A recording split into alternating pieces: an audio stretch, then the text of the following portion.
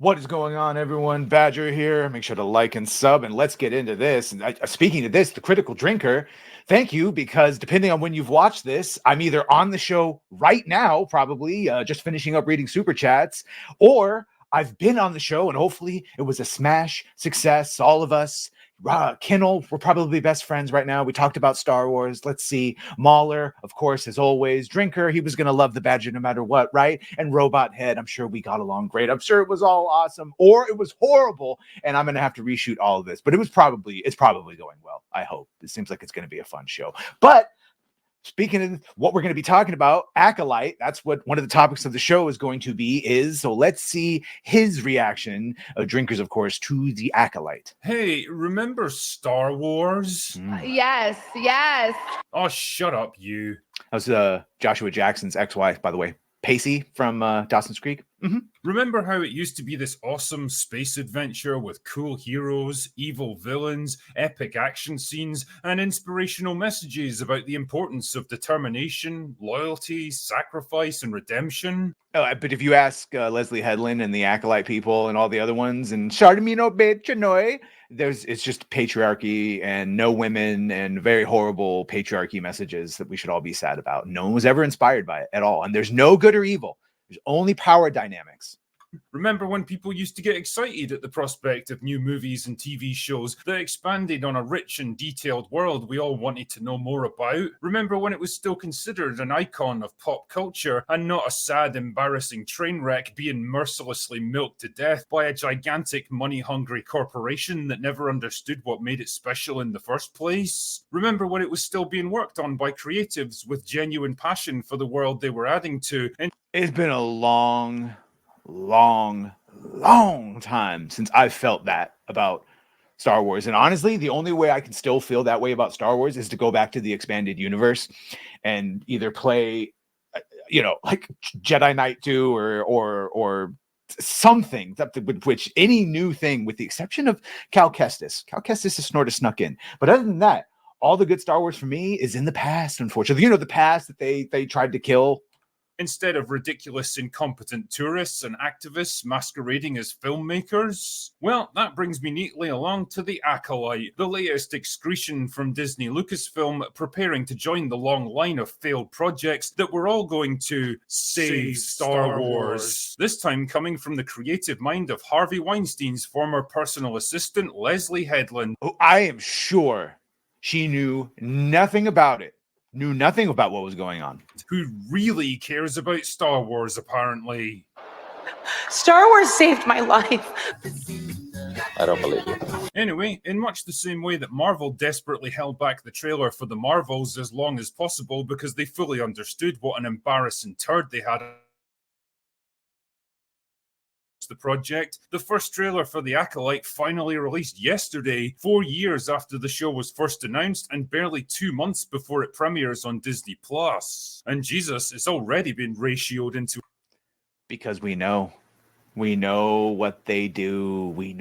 And thankfully, Leslie Headland was not hiding it. She was very loud and out, literally, unpun, loud and out and proud about everything she was going to do and what she thought of this and how George Lucas didn't know everything. Oh, yeah, we remember. To oblivion. Honestly, the memes probably got more traction on social media than the show itself. But Drinker, you handsome roguish smuggler with a heart of gold, I hear you say. What's of the trailer itself? What does it tell us about the show? What's the tone and feel? What can we expect from the creative powerhouse of Leslie Headland? Well, I'll be fucked if I know, because the trailer is less of a primer for The Acolyte and more like a series of disconnected scenes carefully chosen to tell us strong wham embossing feelings. Nothing at all. I mean, I definitely had fun playing a particularly challenging game of Spot the White Guy with this trailer, because damn man, this one shows enough to fulfill Disney's entire DEI quota for the next 2 fiscal years. They saw those inclusion standards of 3 out of 5 need to be from an underrepresented group, and they're like, how about 5 out of 5? For example, check out this collection of Jedi Padawans and see if you can identify the one demographic that's mysteriously left Where out. the white man at? Anyway, as best as I could piece together from various interviews and whatever tidbits of information the trailer gave us, the general gist is that the show takes place in a time of peace and prosperity for the High Republic, with the Jedi presiding over a galaxy of order and happiness, because Leslie Headland thought it would be interesting to make Star Wars with no war. Yeah, and she also wants to have no clear villain, and the Sith were just misunderstood all along. In it.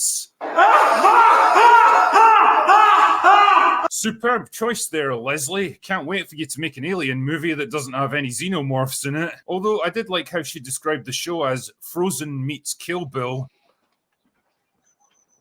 Fuck. Which honestly feels like she picked the last two movies she happened to see and mashed them together. The 13th. Oh, because he might not cover it. She goes into a long diatribe about how she loved Frozen because in Frozen, there was no traditional, basically there was no heteronormative relationships, and that the true love at the end was between two sisters. I don't think she meant it in the incesty House of the Dragon way, Game of Thrones way, but she did. That is what she was talking about. Because the main characters, they're supposed to be twins. Amandla Stenberg is playing twins.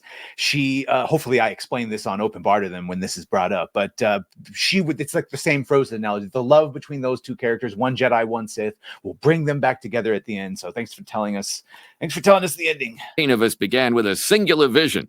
Titanic meets Frasier. I mean, honestly, what are you even supposed to take from a description like that? Apparently, she also wanted to explore the franchise. See, and that's why I do these reactions. I just told you what you're supposed to take away with it. She's linking it to the sister twin characters that she has, one raised by the Jedi, one raised by the Sith, but their true love being the love between two sisters. Oh, it's a very Fig message. I love it. Fig. Franchise from the perspective of the villains, because the bad guys are wildly outnumbered at that point and are the underdogs, which kind of explains this line right here. This isn't about good or bad. This is about power. Star Wars, the classic story of good versus evil, which is no longer about good versus evil. This is about power. Power.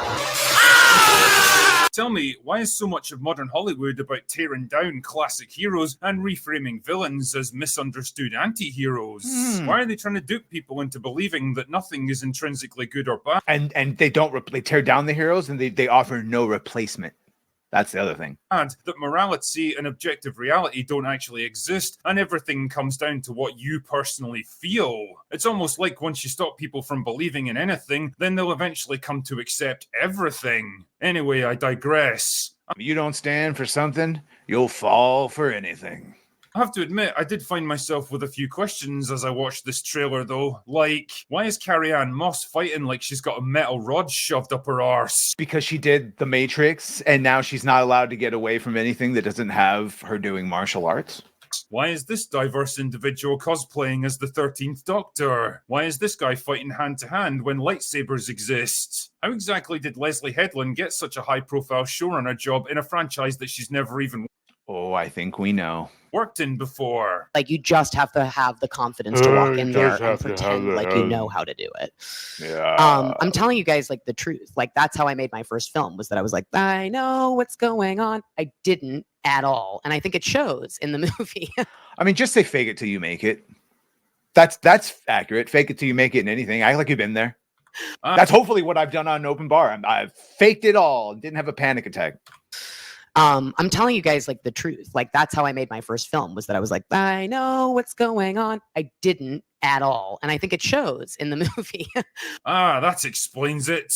If you want another fun little game for yourself, then look up pretty much any interview of Headland talking about this show, and I can pretty much guarantee that 90% of it will be her talking about her favorite subject in the entire world. Herself. How important this story was to her. How it made her feel to be represented. Why her characters from a fanfic written decades ago somehow find themselves in a $100 million TV show because they mattered to her. Is that when I pitched it, because I came in and I pitched my own idea, but I would have been able to understand as a queer person, and I think I would have had a completely different life. It was like I was like, what I'm really interested in is I'm really interested in. But it is always, always, always about the spiritual journey of what it is to become who you are. This show has all the hallmarks of just another vanity project from a narcissistic writer who It's a struggle. As someone who has listened to things she said for different reasons, it's a struggle.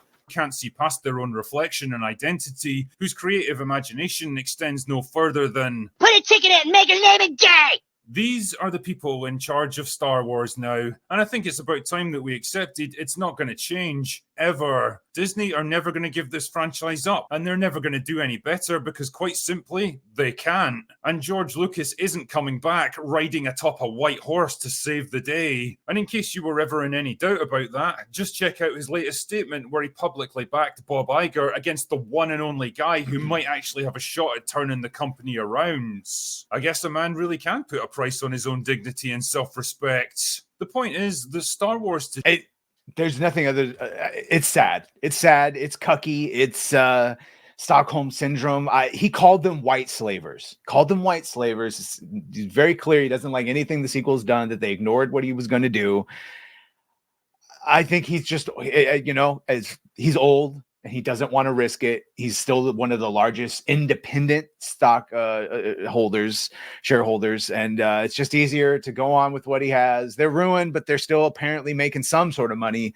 So yeah, it's not up to him to risk giving it to a Treon and a Nelson Peltz and a Jay Rizzullo and hoping that they can turn around, even if that would ultimately probably end up doing better Star Wars. But it is what it is.